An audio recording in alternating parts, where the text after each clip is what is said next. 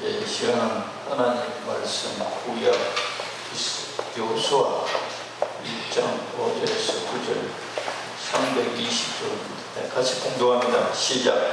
내 평생에 너를 능히 대적할 자가 없으리니 내가 모세와 함께 있었던 것 같이 너와 함께 있을 것이니라. 내가 너를 떠나지 아니하며 버리지 아니하리니 강하고 담대하라. 너는 내가 그들의 조상에게 맹세하여 그들에게 주리라 한 땅을 이 백성에게 차지하게 하리라. 오직 강하고 극히 담대하여 나의 종 모세가 내게 명령한 그 율법을 다 지켜 행하고 우로나 좌로나 치우치지 말라. 그리하면 어디로 가든지 형통하리니 이 율법책을 내 입에서 떠나지 말게 하며 주야로 그것을 묵상하여 그 안에 기록된 대로 다 지켜 행하라. 그리하면 내 길이 평탄하게 될 것이며 내가 형통하리라. 내가 내게 명령한 것이 아니냐. 강하고 담대하라. 두려워하지 말며 놀라지 말라. 내가 어디로 가든지 내 하나님 여호와가 너와 함께 하느니라 하시니라. 아멘. 오늘 말씀을 자세히 보면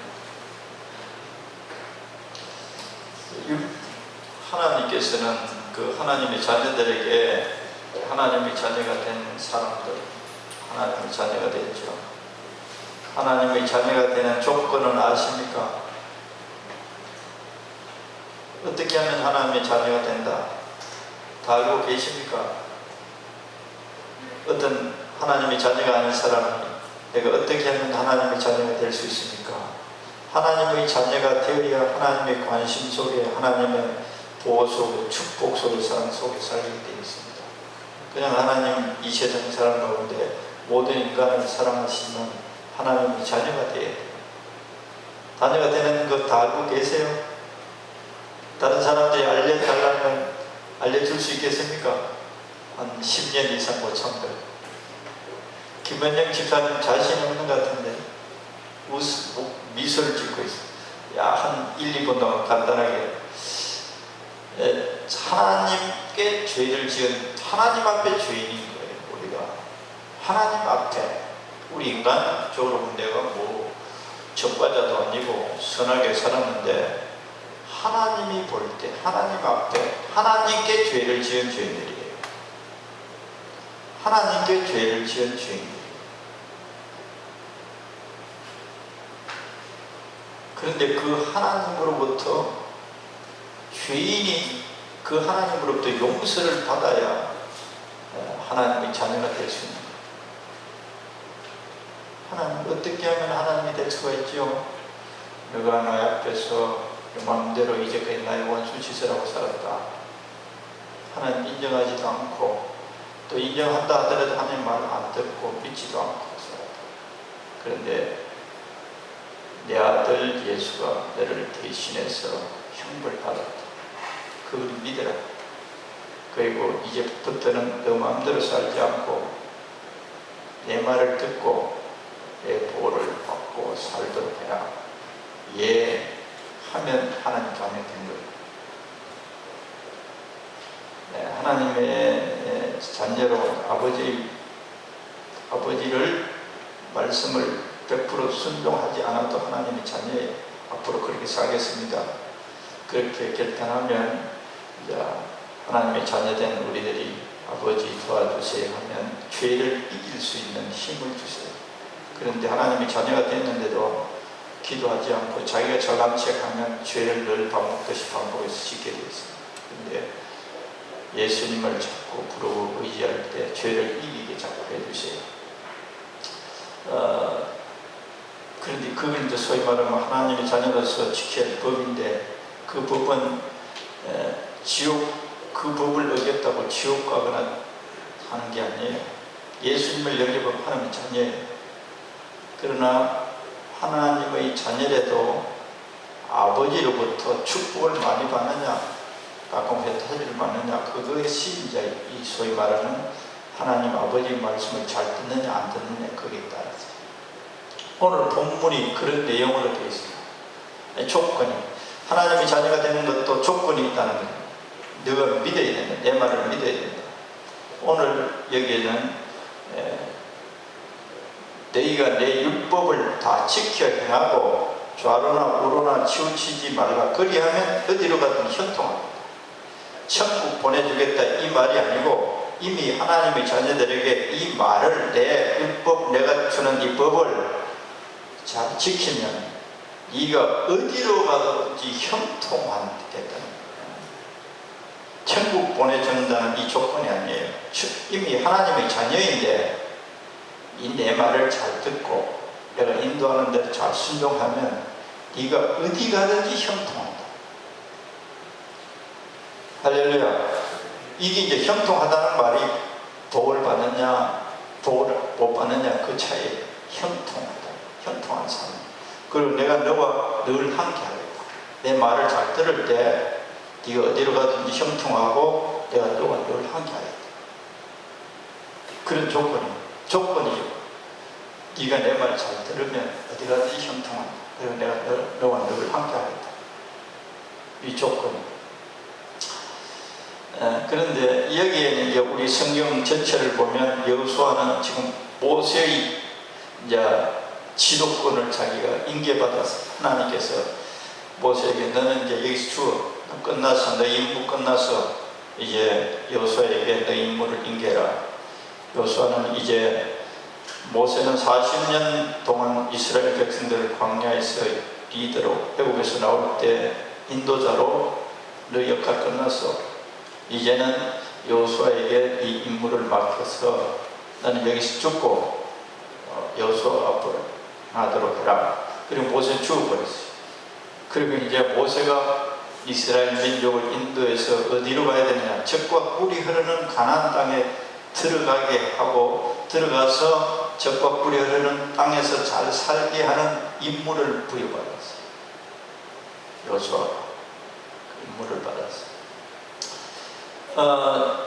요단강을 건너면 이제 가나안 땅이고, 요단강을 건너기 전에 요단강 이 편에서 지금 하나님께서 여호수아에게 말하는, 앞으로 네가 이 백성들과 함께 내 말을 잘 들으면 어디로 가든 형통할 것이고, 그리고 내가 너와 늘 함께. 그럼 반대되는 말씀이 뭐냐? 네가 내 말 안 들으면 어디 가도 불통될 것이고 내가 너와 함께 하지 않을 것이다. 이 말이 이 속에 있다는 것을 명심해요. 그런데 사람들이 이제 성경을 신학교 다닐 때 이걸 잘 모르더라고.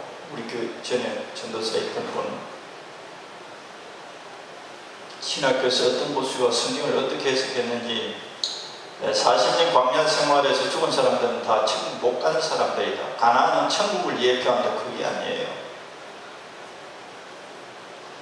천국의 것들을 누릴 수 있는 것이지 천국을 들어간다 안 들어간다의 예표가 아닙니다. 우리가 하나님의 자녀가 되었잖아요. 지금 하나님의 자녀가 되어서 하나님의 그 무한하신 은혜와 복을 우리가 이 말씀을 순종할 때 누리느냐 못 누리느냐 그 기법이에요. 그런데 이제 그 전도사님이 오해하고 있는 신학교에서 그렇게 가르칠 때 광야에서 죽은 사람 지옥 정도 같은, 모세도 거기 지옥 천국 못 갔을까, 이런 식으로 해석하고, 그건 오류입니다. 성경을 간단하게 제대로 한번 읽으면 간단한 거예요. 변화의 산에서 예수님께서 베드로, 요한, 야고보 세 사람에게 거기서 모세와 엘리야와 예수님이 다 나타났어요. 이해가 되십니까? 모세가 만약에 천국에 안 갔다 그럼 거기에 변화산에 엘리야랑 같이 나타날 수가 없어요. 간단한 겁니다. 그래서 성경을 두루두루 알면 이단이나 말도 안 되는 말에 넘어가지 않게 되어 있어요. 성경을 할 때 읽어봐야 돼요. 그런데 일단은 모세, 여호수아에게는 이런 말씀이 주어졌어요. 앞으로 요단강을 건너는 일이나 여리고 성을 함락하는 일이나 그 가나안 땅 원주민들을 다 멸하고 너희들이 저과 꿀이 흐르는 땅을 차지하게 되는 모든 일에 있어서 형통하게 하겠다. 오늘날 이 말씀을 우리에게 적용하면 우리가 예수님을 영접하고 하나님의 자녀가 되었으면 천국 가기 위해서 이렇게 하나님의 말씀이 주어진 게 아니에요. 도둑질하지 마라, 거짓말하지 마라, 뭐 이렇게 이런 것은 천국 가기 위한 게 아니에요. 하나님 자녀로서 형통한 삶이 된다.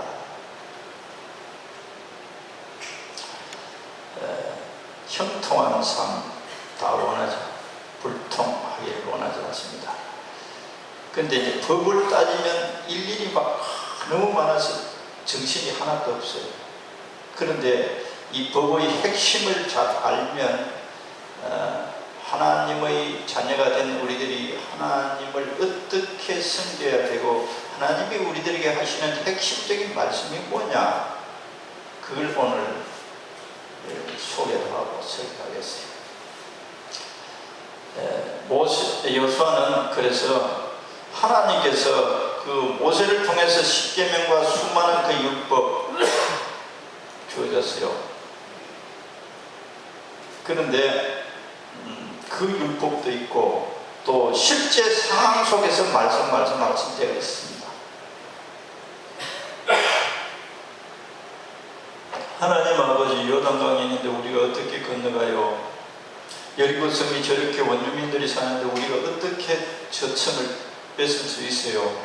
이런 질문으로 하나님께 나가는 거예요. 그때마다 말씀해 줍니다. 요단강을 건널 때도 말도 안 되는 말을 해요. 제사장이 먼저 붓개를 물고 물속에 들어가라는 거예요. 강이 흐르고 있는데 말도 안 되는 말을 해요. 그런 말을 들으면 우리가 순종이나 복종이 안 됩니다. 말도 아닌 말을 하나님이 하실 때가 너무너무 많아요. 그리고 여리고 성을 문을 때릴 때도 너희들이 덮개를 메고 7번, 하루에 한 바퀴씩 7일째는 7번 돌고 소리치면 무너집니다. 말도 안 되는 말이에요. 그래서 우리가 하나님을 따라가고자 하면 자기의 지혜와 자기의 경험을 가지고 이걸 십자가에 못 박지 않으면, 자기를 부인하지 않으면 하나님 못 따라가게 되어 있습니다. 그냥 서 있을 수밖에 없어요. 신앙의 진보가 없다 이 말이에요. 하나님과 더 가까워지지 않는다는, 그 거리상은 더 좁혀지지 않는 하나님. 우리가 하나님 아버지와 점점 좁혀지는 신앙이 자란다는 것은 하나님 아버지와의 우리의 생각이 자꾸 그러니까 나중에 하나 되는 거예요. 하나 될 때가 최고의 축복. 하나님과 이 간격이 이제 사고 방식의 간격이 있을 때는 그만큼 갈등이 하나님과 나 사이에 존재한다는 거예요. 그리고 그만큼 형통하지 않는 삶을 살 수밖에 없어요. 하나가 되는 거죠. 부부간에도 생각이 다르고 사상이 다르고 습관이 다르면 늘 갈등이 그 다른 만큼 존재해요. 그런데 습관이나 생각이 하나가 되어버리면 하나가 돼요. 그리고 부부간에 행복해질 수밖에 없어요. 안 행복해질 수가 없어요. 하나가 되어버리면 행복해집니다. 그와 같아요. 우리가 하나님과 우리의 사이가. 그런데 잘 명심해야 될 것은 하나님께서 율법을 지켜하면 형통케 하고 율법을 무시하고 지 마음대로 자기 생각대로 하면 불통이 많이 온다. 그 명심하면 되겠어요. 그럼 신약 시대 우리들이 하나님을 섬기는데 핵심이 뭐냐? 하나님을 사랑하지 않고 그 법을 하나하나 지킨다는 것은 굉장히 힘들어요. 하나님을 인격적으로 알아야 된다. 유대인들은 살아계신 하나님을 인격적으로 사랑하지 않았어요. 이 신앙생활에 하나님과 우리의 관계는 하나님을 인격적으로 사랑해야 돼요. 사랑하지 않고 법만을 지키는 것은 이건 진짜 말하면 바리새인들 같아요. 살아계신 하나님 눈에 볼 수 없으나 이 존재하심에 대한 믿음과 함께 이분을 사랑해야 돼요. 그 하나님을 사랑하지 않고 그분이 준 이 법만을 지키고자 하는 것은 이 생명이 없는 종교예요. 종교. 하나님 아버지 예수님 사랑합니다. 이렇게 고백하고 인격적으로 하나님을 늘 접근해야 됩니다. 주님 사랑합니다. 주님 너무 고마워요. 너무 감사합니다. 네, 죄송합니다. 주님. 이렇게 인격적으로 하나님과의 관계를 형성해야 됩니다. 그게 살아있는 진정한 믿음이에요. 그런데 오늘 우리가 신약시대에 하나님의 자녀가 된 우리들이 어떻게 할 때 형통한 삶을 살 수 있느냐, 일일이 법법 하나하나가 아니고 우리 중심에 마음의 근본적인 의식이 자리 잡니다. 뭐냐면 예수님께서 요한복음 8장 29절에 이런 말씀을 하십니다.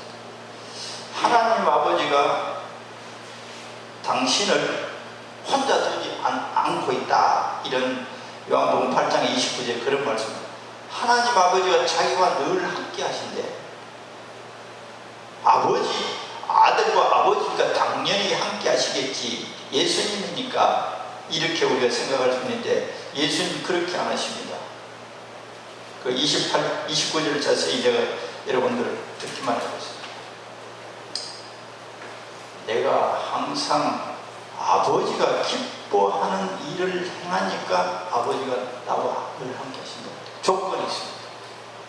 아버지를 항상 기쁘게 하니까 아버지가 자기와 함께 늘 있다는 거예요. 이 조건이에요. 내가 아버지를 늘 기쁘게 하니까 아버지가 나와 늘 함께 한다. 그럼 만일에 아버지를 슬프게 하거나 근심하게 하거나 화나게 하거나 이렇게 하면 아버지가 나와 함께 하시지 않는다는 내용도 이 속에 포함되어 있어요. 우리들이 신앙생활해도 하나님과 가까움을 못 느끼고 하나님 나와 함께 계시지 않고 하나님이 멀리 떠나버린 것 같은 느낌이 들 때가 있어요. 실제 상황도 그래요. 하나님 날 돕지 않는 것 같아. 이런 상태에 빠질 수 있어요. 그 뭐냐? 이 말씀을 상기하면 내가 지금 하나님을 슬프게 하고 있구나, 하나님을 화나게 하고 있구나 하는 것을 찾아봐야 돼. 할렐루야. 나는 항상 그가 기뻐, 항상이에요. 항상 그가 기뻐하시는 일을 행함으로 나를 혼자 두지 아니하셨느니라. 이게 그 당시 제자들 뿐만 아니라 두고 하나님의 자녀가 된 자녀들에게 원리를 가르쳐줍니다. 너희들이 나를, 하나님 아버지를 항상 기쁘시게 하면 내가 너희들 절대 혼자 두지 않는다. 내가 늘 너희들과 함께 할 것이다. 이런 의미가 들어있어요.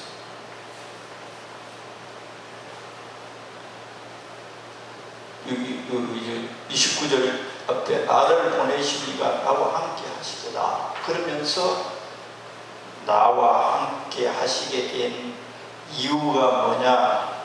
항상 기쁘시게 하는 일을 하기 때문에 나를 혼자 안 두고 계신다. 하나님과 함께 이 사는 삶은 그냥 이 공간적으로 함께 하는 게 아니고 하나님은 함께 할 때 우리 마음속에서 함께 하시고자 하세요.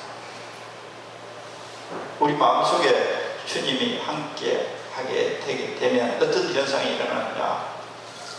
두려움이 있어야 돼요. 여유가 있게 돼요. 사람들을 자연스럽게 사랑하게 되어 있어요. 이해하게 됐어요. 아이들이 어릴 때 아버지나 어머니가 있으면 그들에게는 다 있는 거예요. 평안이 있는 거예요. 엄마가 집에서 왔다 갔다 하고 지금은 장난감 가지고 엄마 가끔 쳐다보잖아요. 그런데 엄마가 없어져 버려서 하는 거예요. 엄마가 있으면 지금인데는 다 있는 거예요. 그냥 건드려 버리면서 장난감 가지고 놀고 이렇게 하는데 엄마 부르니까 엄마가 없어. 바락바락.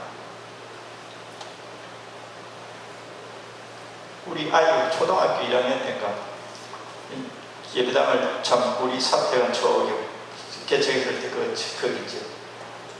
우리 그 산에서 예배드리다가 이제 상가로 사람들이 좀 많아서 갔는데 이제 거기 아직도 이사를 안 하고 있습니다. 우리 둘은 이제 새벽기도 거기 가네. 얘가 혼자 그 방에다가 일어난 거예요. 아버지 어머니가 없는 거예요. 그 반석바람인가 내복바람인가 그 한겨울에 울고 부르고 저 터미널까지 오는 거예요. 그런 거 생각하면 좀 상당히 미안해. 아이 부모가 다 아이 부모가 있으면 다 있는 거예요. 우리 하나님의 자녀들도 하나님 아버지가 나와 함께 하심에 대한 마음에 증거가 있어요.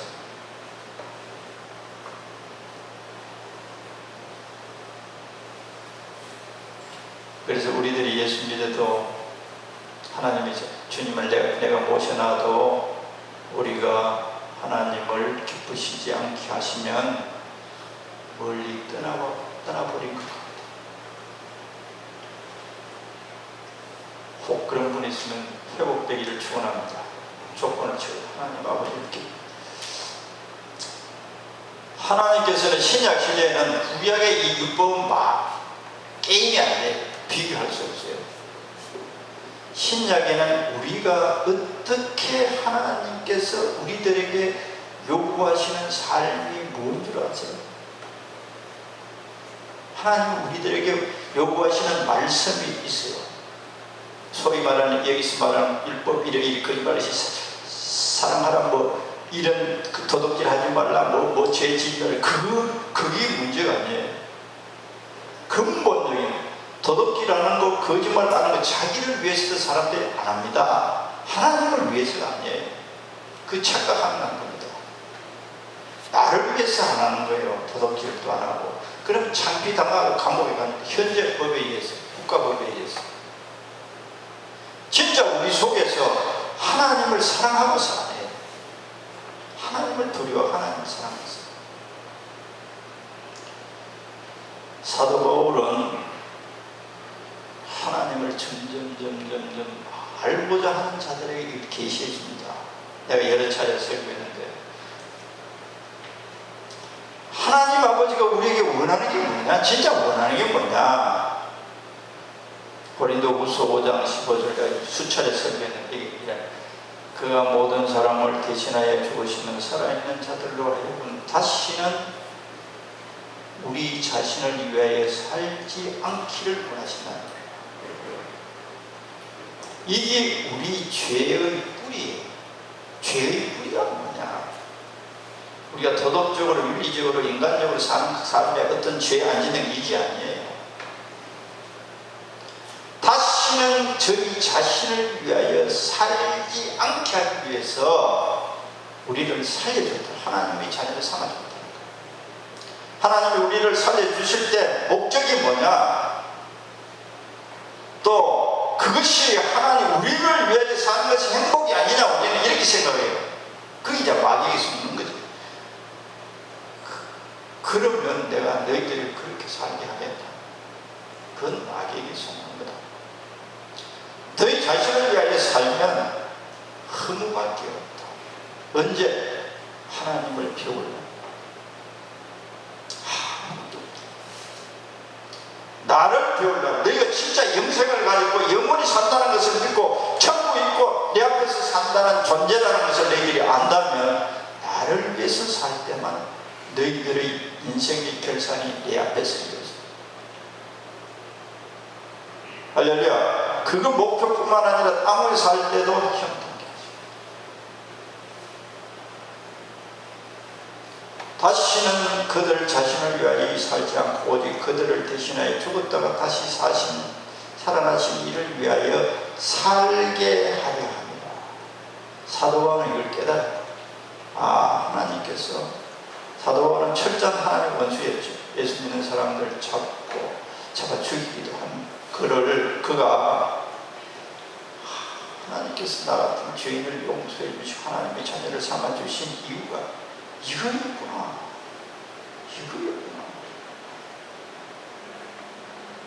다시는 살아나신 이를 위해 누가 다시 사는? 예수님을 위하여 살게 하게 하기 위해서 우리를 다시 살려줬던, 우리는 영원히 죽어 있었고 하나님의 자녀가 아니었고 영원히 지옥 갈 수밖에 없는 존재들을 하나님의 자녀로 회복시켜 주시고 하나님의 만복을 누리게 해주셨다. 그렇게 한 것은 우리 자신을 위하여 다시 살게 하기 위해서 살려준 게 아니래요. 그래서 우리가 지금 살고 있는 이 사상에 살고 있는 기초를 잡은 거예요.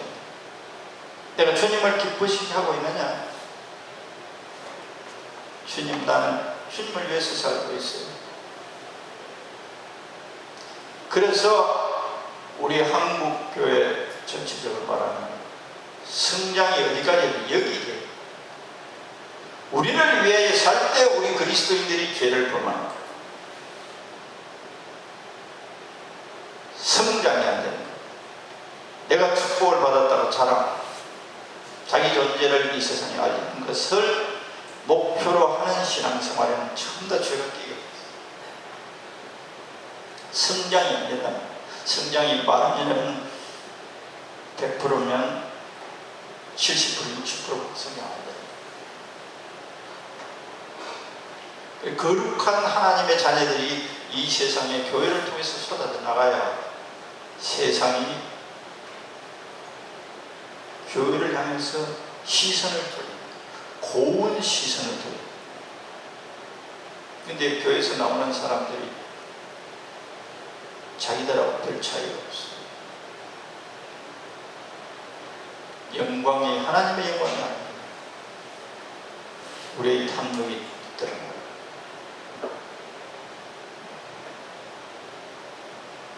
사도 바울은 고린도 로마서 14장 7절 8절에도 이렇게 되어 있습니다. 이런 걸 저 자신도 마찬가지예요. 제가 내 욕망에 사로잡혀 있을 때는 이런 말씀이 전혀 안 들어오게 되어 있어요. 안 들어와요. 나하고 전혀 무관한 말씀으로 생각하는데 생각하고 살았어요. 그런 게 아니에요. 그러니까 우리 신앙이 제대로 안전한 진정한 형통이 없는 거예요. 우리 중에 누구든지 자기를 위하여 사는 자가 없고, 이것은 신앙의 고수들에게 한 말씀이 아니에요. 신앙의 초보자들에게도 이 말씀이 됐어요. 우리 중에 누구든지 자기를 위하여 사는 자가 없고 자기를 위하여 죽는 자도 없도다. 우리가 살아도 주를 위하여 살고 죽어도 주를 위하여 죽나니 그러므로 사나 죽으나 우리가 주의 것입니다. 주님의 것이죠. 주님의 것이니까 누구를 기쁘시게? 주를 기쁘시게.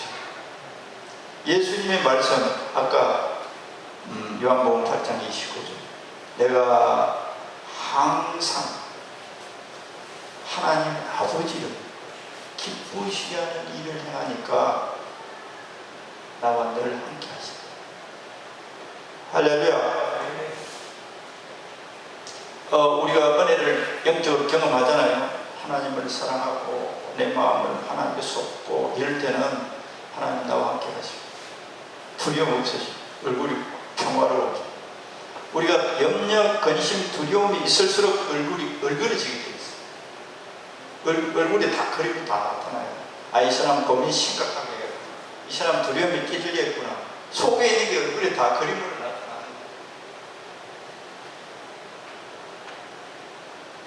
위장도 할 수도 있지. 위장도 할 수 있으나 그거는 어느 정도 위장을 할 수 있습니다. 근본적으로는 위장을 못합니다. 그래서 고생 많이 했다는 사람 얼굴이 다 나타나고, 얼굴에 화평이 어디서, 마음속에서 있는 평강이 어디 있느냐? 주님이 나와 함께 하심으로 인해서 하나님의 자녀들이 심지어 광채가 나게 그렇게 됐어요. 할렐루야. 시내산에 40일간 하나님과 모세가 있었단 말이에요. 이 세상도 다 없어졌다. 하나님으로 가득 채워지니까 여러 요인이 있지만, 설명은 그렇게 할 수 있지만 하나님으로 가득 채워 광채가 나. 할렐루야. 그렇게 됐어요.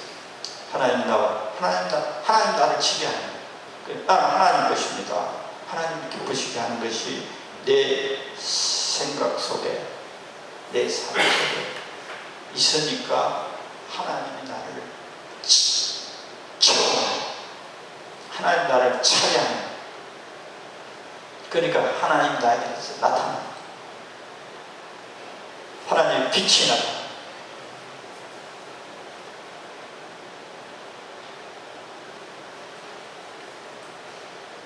오늘 설교 들으면서, 설교도 아닌지 하나님 말씀 들으면서 주님을 기쁘시게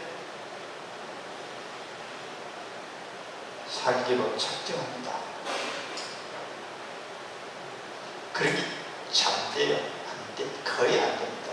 일상 속에서는 거의 안 되는데, 일상 보통 평범한 속에서도 이 말씀을 듣고 이렇게 우리가 결단하면 하나님이 우리를 성령님 도와서 그렇게 살게 해주세요. 결단이 중요해요. 결단 한 번도 안 하고 그냥 그대로 살아요.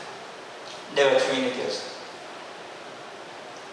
내가 지난 화요일 날인가 용산포에 그 아는 분 오랜만에 만날 일이 있어서 갔어요. 그분은 장로님이십니다. 예수 믿은 지 그게 오래되지 않는데 60대 초반인가. 뭔가 이야기를 좀 오랜만에 만나서 이야기를 하는데, 6, 7년 전에 죽을 병이 걸렸대요. 어떤 병이 아니고 우리 사람, 그분은 장군같이 생겼어요. 털이 몸이 부수부수 발달됐어요. 또 그렇게 일하면서 기술자로 살았는데 건강에 대해서는 자부심, 모양새 자체가 아주 건강해요. 그렇지. 자기는 죽겠다. 자기는 자기가 이제까지 60평생 살면서 건강으로 인해가지고 고민할 일이 생길까 꿈에도 생각 못해. 자신만만해서. 교회를 처음에 나갈 때는 어떻게 나갔느냐? IMF 와서 그걸 했대요. 하던 사업들을 막 부채도 있고 죽을 짓이 그때까지 미신을 믿고 절에도 가고 점도 치고, 근데 절에 한번 갔더니 그 당시 어려운데 200만 원 내지는 300만 원 들여서 구슬해야 그게 풀린다. 그러니까 그때 돈을 묶어주어도 없을 그런 방법에 구단은 풀린다 그러니까 예시 사기꾼들 하고서 교회나 가자. 그리고 저쪽 교회와 관계없는 사람들이 그때부터 교회를 나갔어요.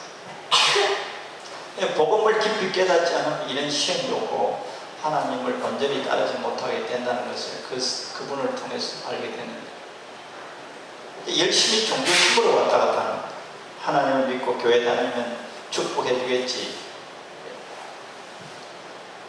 그런데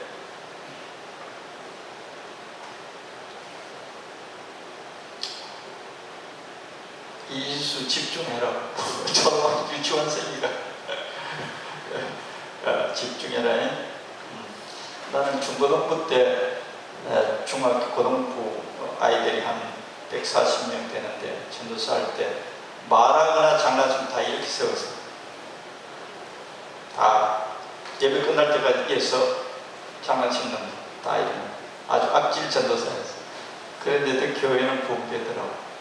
다 특별히 장로님 아들 이런 애들 뒤에서 제일 손장난치고 당나귀 찝쩍거리고 일어나! 아주 음악이었어요. 그런데 애들 사랑했어요. 그런데 그 장로님 병이 왔는데 어떤 다른 병, 장기간 약해하는 바이러스가 침투했는데 몸살 비슷하게 앓았는데 뭐 태안에서나 서산에서 그냥 주사 맞고 이렇게 좀 했는데 한 달쯤 지났어요. 그래 중앙병원에 와봤더니 이게 심각한 병입니다.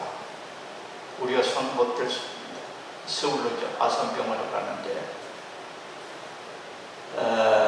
의사들이 온갖 사진을 찍어도 왜 열이 나는지 이유를 모르고 고열이 막 강하게 나타나요. 이건 곧 죽을 그런 형편을 고열이 올라가니까 피검사에도 다. 그런데 일주일 만인가 찾아냈대요. 이거는 이 바이러스는 온몸에 피를 통해서 돌아다니면서 뭘 하느냐, 모든 장기를 갉아먹는 이 바이러스가 피 속에 돌아다니면서 아주 취약한 장기들을 갉아먹는. 그래서 그때부터 이제 일주일 만에 발견했다. 온갖 검사를 다 모든 과. 그런데 그때부터 4시간마다 항생제를 고단위 항생제를 투여해요. 4시간마다. 그러니까 하루에 6번씩 맞는 거예요.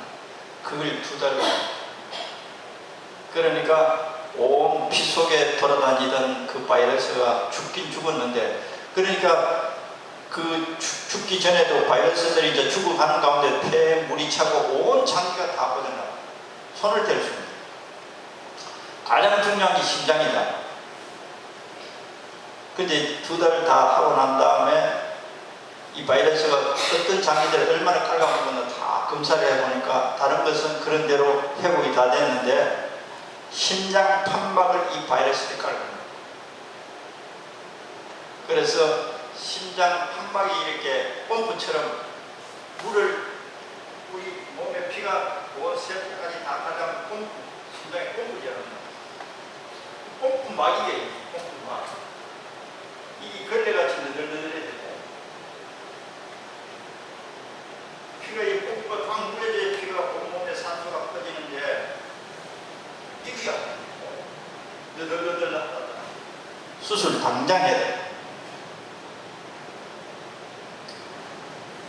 자, 수술을 해야 되는데 돈이 그때 심장 수술이 약간 저는 뭐 집이 가난하니까 또 심장 수술에도 인공 판막을 집어넣어야 돼요. 그런데도 미루고 돈이 너무 많이 드니까 그러다가 확신도 없고 다시 산다는, 그래 하루하루 이제 죽어가는 상태. 심장이 그러니까 다른데 심장은 재생이 안 된대요. 다른 장기들은 거의 다 재생이. 폐에도 물이 찼던 그 항생제 맞으니까 다 해결됐는데 심장이 이래 돼서 안 되는. 그래서 이제 이러다가 이제 내가 죽겠구나 할 때 얼마나 그 장군이 힘이 없어서 옆에 종이컵도 물이 안 들어가는 거예요. 휠체어 타고 겨우 왔다 갔다. 온몸에 바이러스가 이렇게 온천에 모든 기력이 다 빠져요. 이렇다. 핵심적인 내용은 하나님, 나를 다시 집에 가서 살게 된다면 하나님께 절대 복종하겠습니다. 절대 복종하겠습니다. 그럼 장로님 성길이 이제 그 사람 경상도 그 울산 사람 성길이 이제 보통 아이같이 생겼어요. 힘이 세니까. 그 되기 전에 나는 이제 중간에 이야기하면서 교회 말씀 많이 피워줘. 말도 마세요. 술을 붓고 가가지고 밤에 목사님께 가가 목사님 이제 교회 안 다니는 교회 일을 도맡아 다 하는 거예요. 기술이 있으니까 뭐 난방이고 전기고 모든 교회 일들, 여전한 일들, 사찰 집사 대신을 다 하는 거예요. 그렇게 했는데도 더 어렵다는, 경제적으로 현실적으로 어려우니까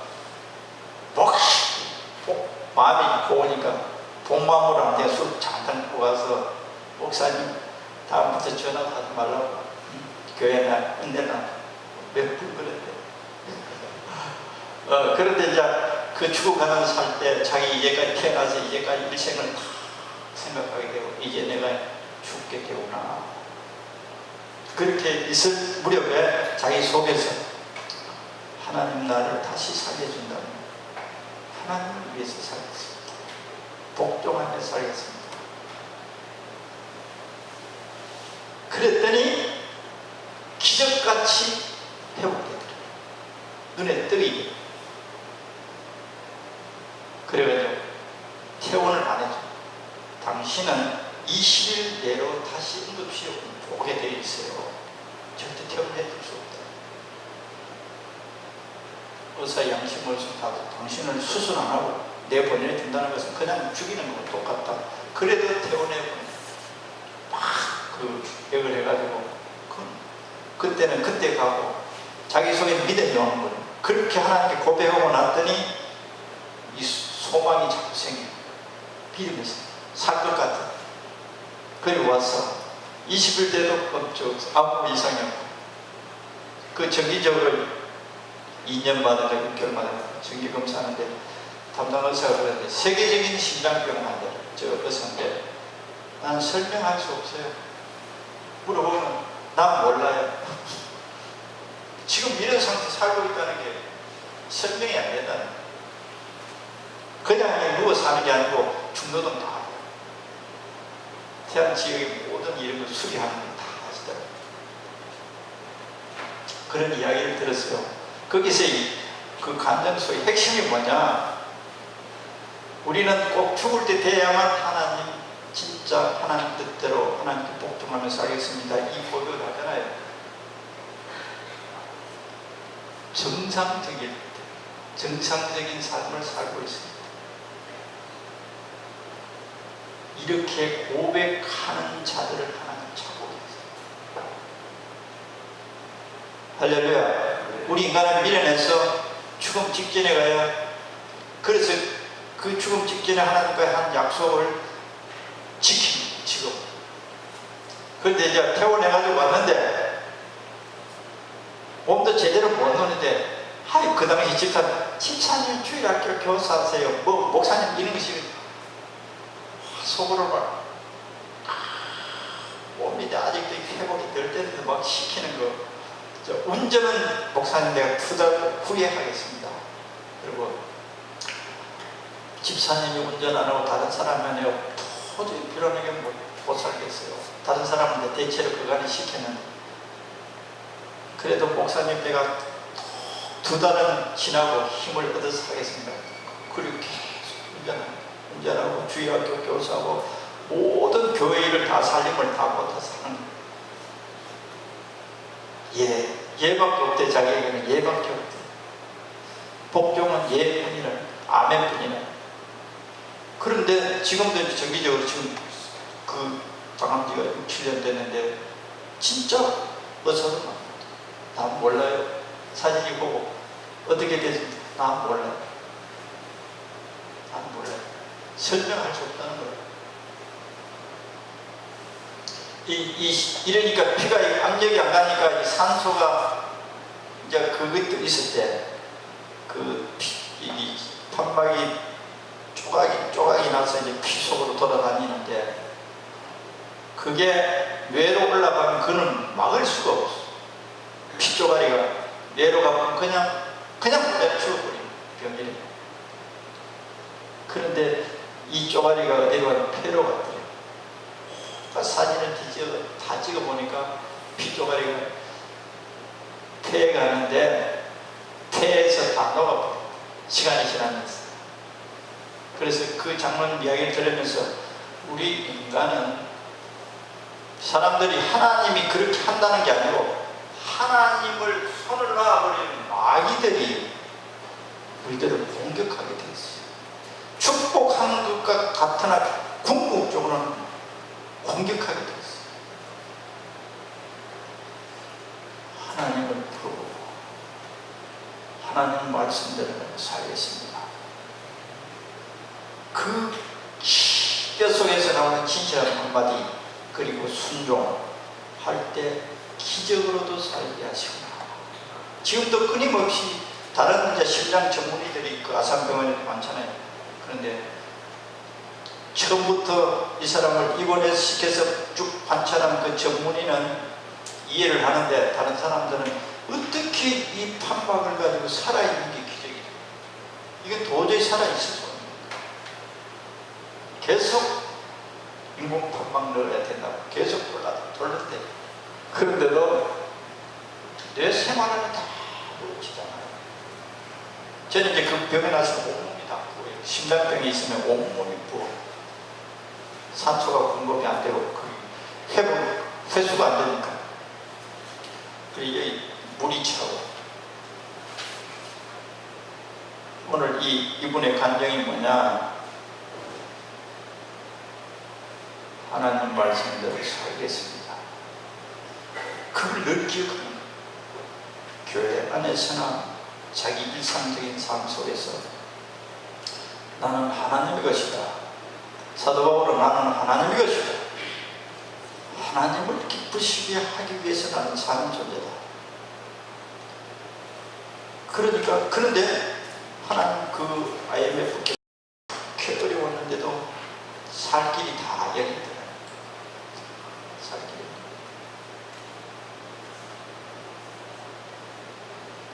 사도 바울에게 다시는 너희 자신을 위하여, 다시 말하면 우리는 나 자신을 위해 산다는 건 내 기쁨, 내 만족을 추구하는 거 아니겠어요? 우리 삶의 목표가 거의 없으시고, 살아도 주님을 기쁘시게, 죽어도 주님을 기쁘시게 라는 생각이 이 심장 속에 우리에게 박혀야 돼요. 할렐루야. 하나님이 원하시고 하나님의 뜻이라는 한 100%, 하나님은 우리에게 복종과 순종을 원할 때 상식 밖에 말씀을 하기 때문에 수많은 사람들이 거역합니다. 반항합니다. 유명한 그 이야기가 있죠. 선교사를 뽑는데, 선교사 지망생 같은 선교단체가 하는데 그 테스트를 하는데 배추 이 포기를, 작은 배추, 요새적인 배추 심고 있잖아요. 그걸 주면서 배추들을 전부 땅에 거꾸로 심으라. 잎을 땅속에 넣고 뿌리를 그렇게 다 심으라고 명령했는데, 저 사람이, 이 원장이 상식이 없어서 배추는 이 뿌리를 심어야 되는데 어떻게 거꾸로 심으라는, 이거는 실수했다. 말할 때 실수했을 것이다. 그래, 다른 사람들은 다 바로 심은 거예요. 배추 뿌리를 땅속에 묻고 정상적으로 심었어요. 한 사람만 원장이 시킨 대로 거꾸로 뿌리를 땅에 올라오고 잎을 심은 거예요. 시험관에 딱 보더니 당신은 합격, 다른 사람 다 불합격. 자기의 사상, 여리고성을 점령하는데 그냥 행진하라는 거예요. 그냥 행진하라는 거예요. 그리고 너희들이 소리치래. 요단강도 여호수아에게 그냥 물인데도 들어가니까 하나님이 그 위에서 물 내려오지 않게 합니다. 하나님께서는 아브라함에게도 우리들이 하나님께 복종하고 하나님을 기쁘시게 한다는 것은 말이 안 되는 말에 순종하는 거예요. 우리 상식 밖에만. 이삭을 줬다가 하나님이 그걸 제물로 바치라는 거예요. 우리 인간의 이성으로는 도저히 상식에 맞지 않는, 하나님은 우리들에게 복종과 순종을 보는 것이지, 하나님께서 우리가 여리고성을 우리들이 요사이 말하면 곡괭이를 파서 그 돌을 대체 이런 생각밖에 없는 거예요. 이런 생각, 이런 방법밖에 모르는 거예요. 그러니까 이 방법이 아니면 잘못된 방법으로 얘기해요. 하나님 말씀 거역하는 거예요. 하나님의 말씀에 진정한 순종이 있을 때만 하나님이 역사합니다. 할렐루야. 모든 삶에 형통.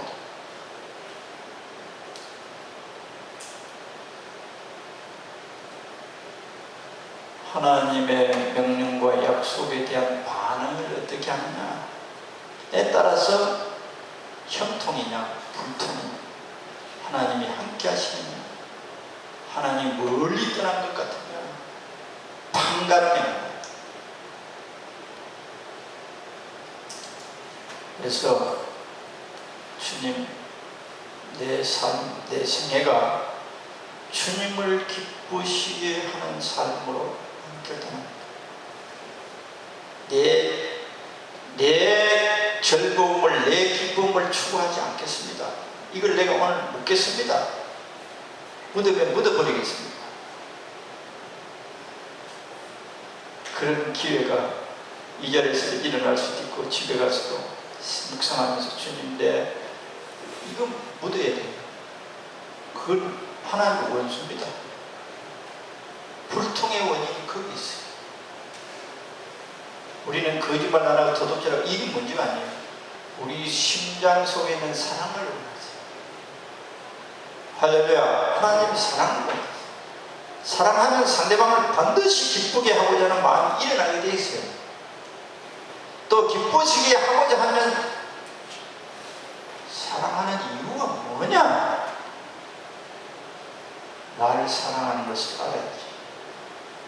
나를 죽기까지 사랑하시는 예수의 사랑을 알지 못하고서는 그분을 위해서 그분을 사랑할 수가 없어요. 그래서 예수님의 보혈, 예수님의 희생, 예수님의 죽음, 나를 살리신 예수님의 피, 예수님의 희생, 예수님의 사랑,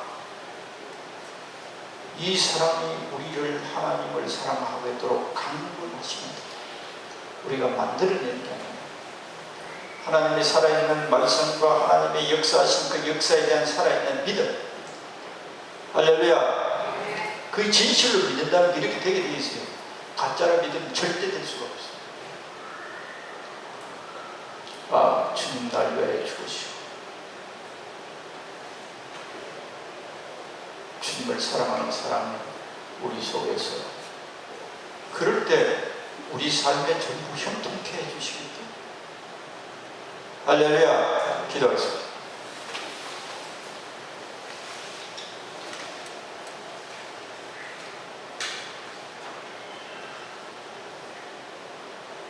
주님, 예수님께서 이 세상에 오셔서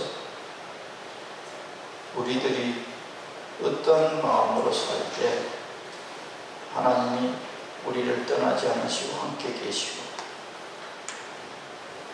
또 우리들이 이 계명을 따라 살 때 진정한 하늘의 기쁨을 주시겠다고, 이 계명을 따라 살 때 내 기쁨이 너희 안에 충만하게 되리라. 땅모에서 적과 꿀이 흐르는 가나안을 경험할 수 있는 것은 사랑의 계명이